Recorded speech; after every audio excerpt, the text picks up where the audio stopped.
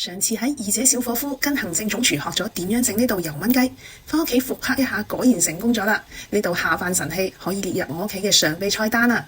下邊跟住我一齊嚟復刻啦。按照寶哥嘅教程準備好食材，兩隻新鮮嘅手槍髀，呢個係軟腩炒土豆，口感特別糯，配料亦都唔複雜，好適合家庭製作。雲南香菜我係真係買唔到，用咗普通香菜嚟代替。先將薯仔去皮之後蒸40分鐘，利用呢個時間嚟處理食材。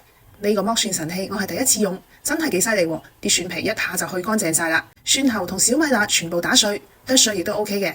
為咗盡量還原，草果我都打成咗粉，攞大概半粒草果嘅份量。雞髀呢，寶哥係直接剁成塊嘅，中意食純肉懶得吐骨嘅話，就好似我咁，將成隻雞髀去骨，沿住骨頭將肉剪落嚟或者切落嚟就得啦。再切成大概2個手指闊嘅雞肉塊。薯仔蒸好之後，壓成或者搣成薯仔泥，根據自己中意可以保留翻少少顆粒咁。煮嘅過程好快手，鑊入邊倒多啲油，開始微微飆煙之後，倒入蒜蓉同小米辣，用中火炒香。我將雞肉飛水嘅步驟去咗啦，直接落鑊。如果你用冷凍雞髀嘅話咧，最好都係飛一飛水，唔使急住反佢鑊，等雞肉嘅邊緣出現微微黃嘅時候，再嚟慢慢翻動一下。呢個就係油燜同埋快炒嘅區別啦。大概7到8分鐘，雞肉有8、9成熟啦，加入少少米酒同埋草果粉嚟提香。調味用咗蠔油、糖同生抽。睇下顏色仲差少少喎，我加咗啲老抽嚟調色。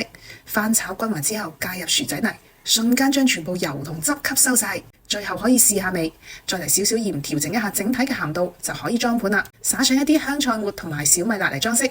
好啦，我嘅版本完成啦，蒜香濃郁，油燜做法嘅雞肉特別嫩滑，少少微辣，特別刺激口感。薯仔綿密得嚟，仲保留咗我中意嘅顆粒感。雖然家庭廚房冇辦法100%復刻小伙夫版本嘅鑊氣同埋香氣，但係呢，我覺得都可以打85分啦。如果你哋都有想復刻嘅餐廳味道，一定要喺評論區話我知喎。下次見啦，拜拜。